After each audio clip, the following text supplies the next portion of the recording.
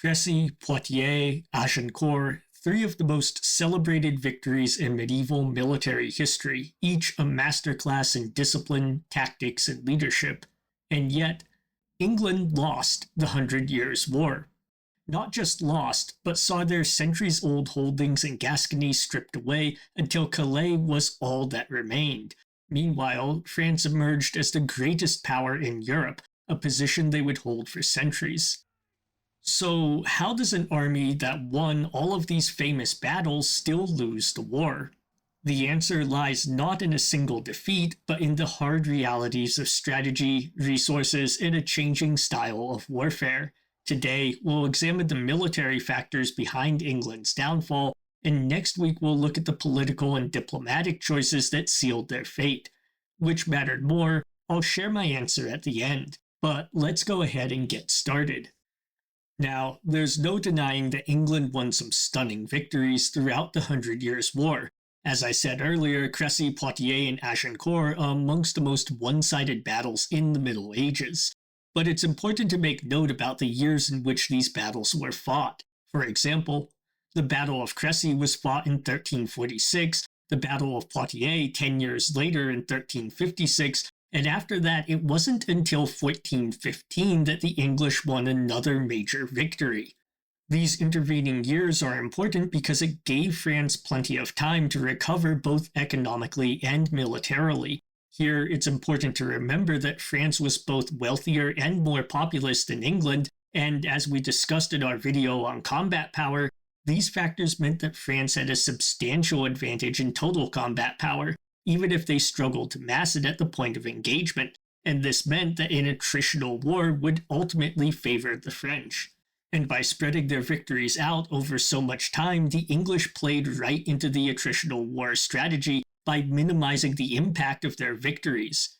Had these victories come in more rapid succession, say in 1346, 1349, and 1352, then the outcome of the war would likely have been different. France would not have had the time to recover and might have been defeated.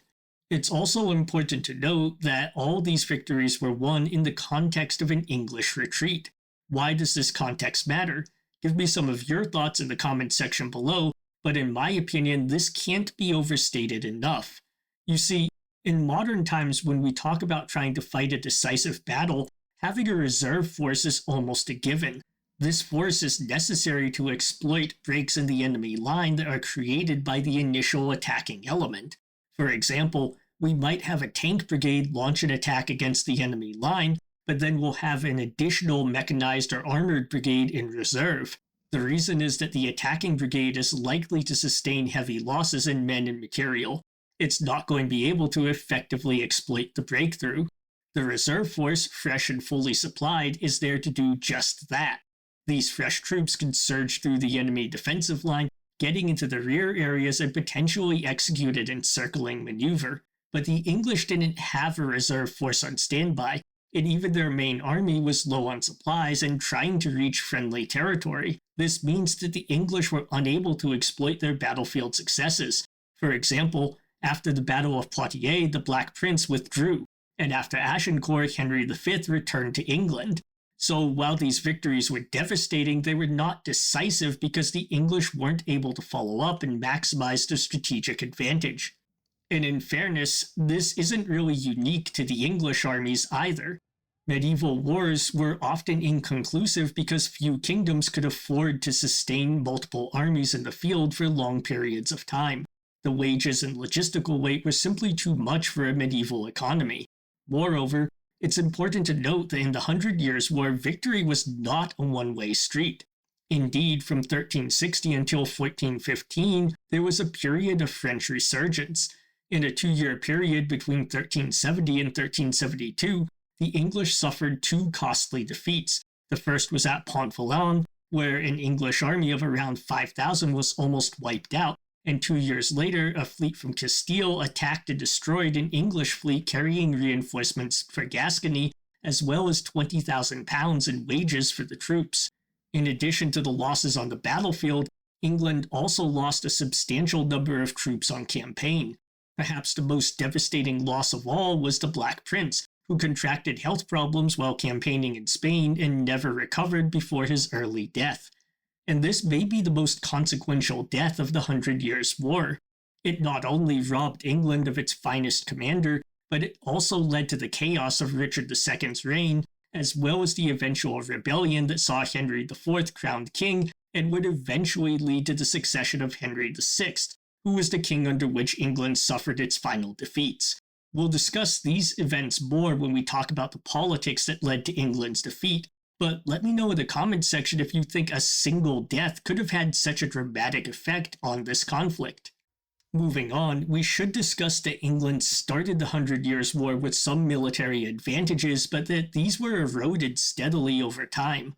To start with, English troops were generally raised under contract indenture, which allowed the King of England to exercise greater command and control, as well as better regulate the equipment and composition of his army. I have a whole video on contract indentures here, so feel free to check that out. But basically, English armies were superior in terms of discipline compared to the French feudal levy. However, as the 100 Years' War progressed, France took steps to abandon said feudal levy and implement professionalized troops of their own. This actually started in the 1360s under Charles V, who took steps to get rid of roving mercenary bands and form a professional army. However, this was later abandoned as it was too expensive, especially given the general collapse of royal authority under Charles VI. However, in 1439, during another lull in the fighting, the French Estates General passed laws that led to the formation of the Compagnie d'Ordonnance. These laws actually accomplished several goals. First, they professionalized the French army, especially their heavy cavalry. The companies now formed the core of the French cavalry, creating a much more disciplined and lethal striking force. Second, these laws also forbid nobles from raising and maintaining large personal armies. This was almost certainly aimed at weakening overpowerful lords such as the Dukes of Burgundy. Since nobles were no longer maintaining their own forces, the law also stipulated that a tax would go to fund the new royal army. Lastly, the laws also got rid of the roving mercenary bands that were plaguing the French countryside and undermining the French economy. This was accomplished by giving these mercenary bands a simple set of options. They could either join the companies, or they could be hunted down and destroyed. This allowed France to fully tap into its wealth, since there were no longer roving bands of mercenaries pillaging the countryside. It also provided a new standing army with experienced troops. In addition, the French used the lulls in the fighting to make other innovations in how they fought. Initially, the Compagnie d'Ordonnance consisted of lances, a military unit of 6 men, of whom 4 were combatants.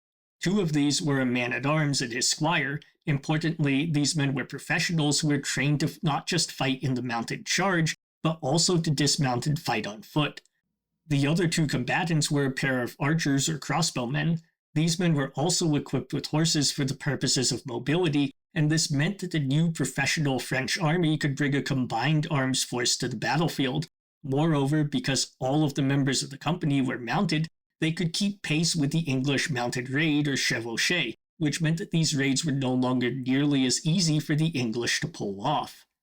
Moreover, the French started to bring more numerous and more modern artillery to the fight, and this shift to fielding more guns and fortified positions was to prove decisive.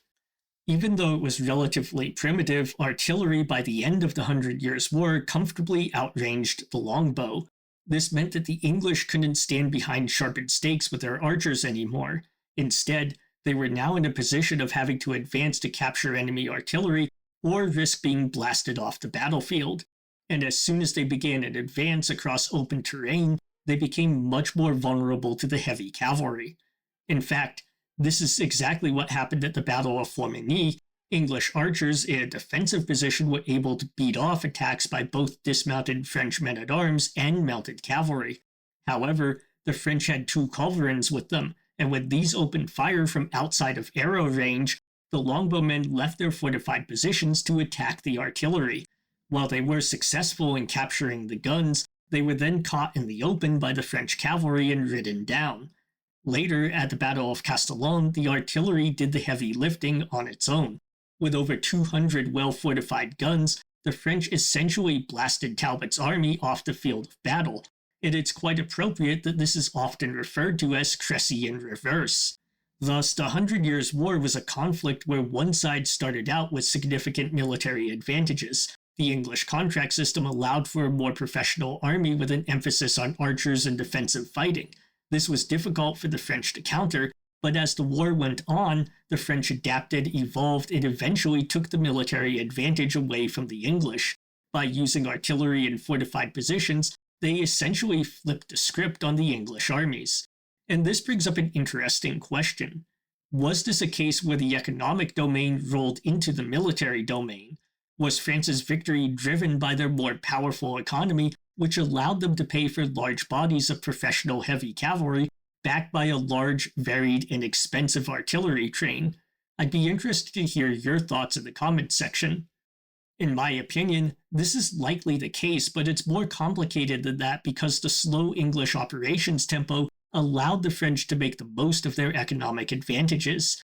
Yet, this brings up another, more important question, one that is debated hotly amongst historians. Was the Hundred Years' War a conflict that England ever had a chance of winning? To be sure, the English were more than capable of inflicting crushing battlefield defeats, but in the Middle Ages, battles were often not decisive, at least in terms of conquest. And this is really due to the proliferation of fortresses, castles, and strongpoints throughout any realm. While an army could be victorious on the battlefield, they would still have to expend massive amounts of time and resources besieging castles and fortified cities. This meant that any attempt at conquest would require decades of campaigning and massive financial expenditure to have a chance at success. In my opinion, this was the true doom of the English war effort.